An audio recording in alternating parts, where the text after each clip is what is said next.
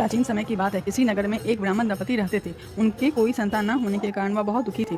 हर मंगलवार ब्राह्मण वन में हनुमान की पूजा करने जाता था। वह पूजा करके बजरंगबली से एक पुत्र की कामना करता था।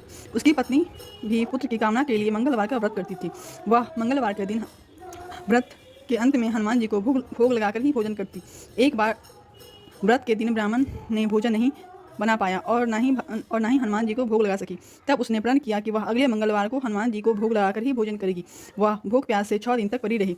मंगलवार के दिन वह बेहोश हो गई। हनुमान जी उसकी श्रद्धा और भक्ति को देखकर प्रसन्न हुए। उन्होंने आशीर्वाद स्वरूप ब्राह्मणी को एक पुत्र दिया और यह कह दिया कि यह तुम्हारी बहुत सेवा करेगा। बालक को पाकर ब्राह्मणी बहुत खुश हुई। उसने बालक का नाम मंगल रखा। कुछ समय उपरांत ब्राह्मण घर आया तो बालक को देख पूछा कि कौन है। पत्नी बोली, मंगलवार व्रत से प्रसन्न होकर हनुमान जी ने उसे यह बालक दिया है। यह सुनकर ब्राह्मण को अपनी पत्नी की बात पर विश्वास नहीं हुआ। एक दिन मौका पाकर ब्राह्मण ने बालक को कुएं में गिरा दिया।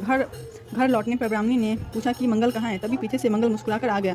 उसे वापस देखकर ब्राह्मण चौंक गया और उसी रात बजरंगबली ने ब्राह्मण को सपने में दर्शन दिए और बताया कि पुत्र उन्होंने ही उसे दिया है। यह सच जानकर ब्राह्मण बहुत खुश हुआ, जिसके बाद ब्राह्मण पत्नी नियमित रूप से मंगलवार व्रत करने लगे।